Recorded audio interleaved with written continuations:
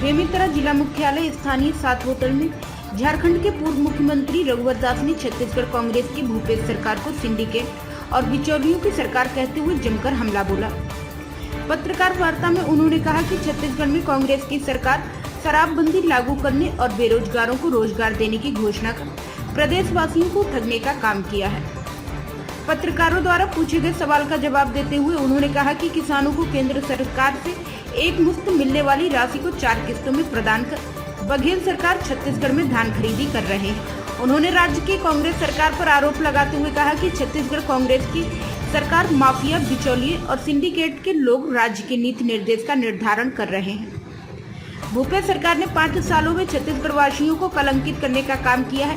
कांग्रेस के 5 सालों में छत्तीसगढ़ राज्य को कांग्रेस की सरकार ने बिचौलिए, माफिया और सिंडिकेट के भरोसे भूपेश की सरकार चल रही है।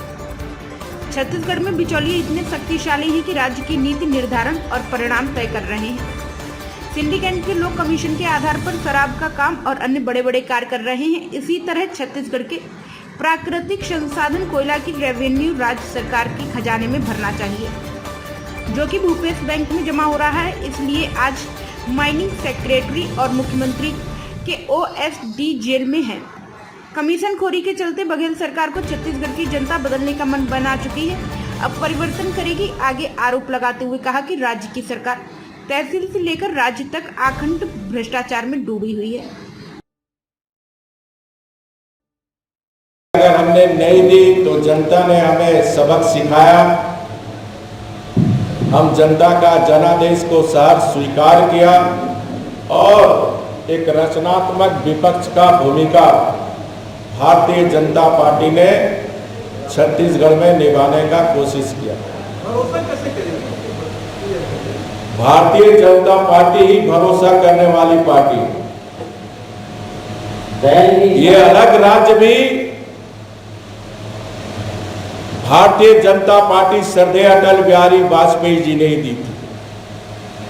ये देश की जनता को विश्वास है भारतीय जनता पार्टी, सारा दुनिया जानती है, आप प्रेस के लोग भी जानते हैं कि जब देश में किसान आंदोलन चल रहा है उसके पूर्व ही स्वामीनाथन रिपोर्ट के आधार पर माननीय प्रधानमंत्री जी, हमारे कृषि मंत्री तोमर जी एमएसपी 1.5 गुना बढ़ाने का काम और उसके तहत ही सारे देश के राज्यों में एमएसपी 1.5 गुना बढ़ाने का काम।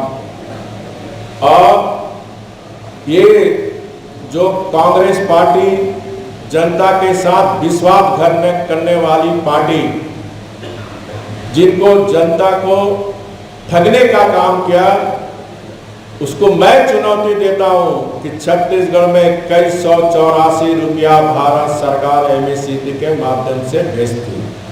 दूसरा, महिला आरक्षण के संदर्भ में बिल पेश हुई है, आज बहस चल रहा है। उनके सारे प्रावधान आने वाले समय में स्पष्ट हो जाएंगे।